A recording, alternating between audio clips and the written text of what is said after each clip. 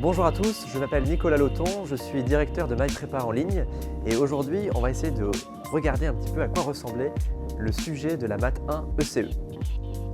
Alors ce sujet était assez déstabilisant pour les candidats, notamment avec une première partie de sujet un peu difficile, notamment la question 1B a pu poser souci à un grand nombre de candidats. Donc là, la clé pour réussir ce sujet, c'était de vraiment analyser l'ensemble des questions de la partie 1, mais aussi des deux autres parties. On voyait notamment, avec un petit peu d'analyse, qu'à partir de la question 5, on avait des choses aussi très, très classiques. La question 5 et la question 6 étaient facilement abordables.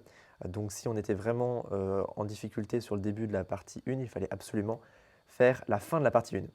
La partie 2 était aussi intéressante et là, comme souvent dans les sujets de Parisienne, il fallait bien se poser sur le problème.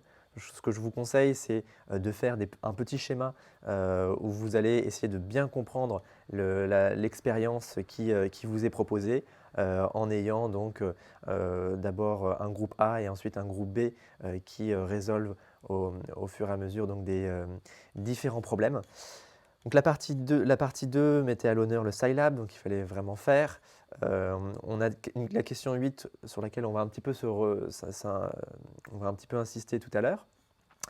Et donc là, c'était une partie qui n'était pas forcément simple, mais il y avait des points à prendre, notamment dans la question 10. On va aussi s'attarder sur la rédaction de certaines questions de la question 12, qui n'était pas forcément facile à rédiger. Et enfin, la partie 3, donc, que peu de personnes ont sûrement abordé, était aussi intéressante puisqu'elle permettait là, de parler aussi de la blockchain, un sujet assez actuel. Donc là, il fallait être aussi efficace et piocher les questions qui pouvaient vous rapporter des points. Notamment, on se rend compte à la toute fin qu'il y avait des questions qui n'étaient pas très très compliquées à faire, notamment donc, la question 15, mais également la question 16A et 16B, qui ont dû être faites par peu de candidats, mais qui étaient assez facilement abordables avec notamment des formules de coefficients binomiaux. Maintenant, rentrons dans le détail sur certaines questions qui sont intéressantes en termes de rédaction ou en termes de compréhension.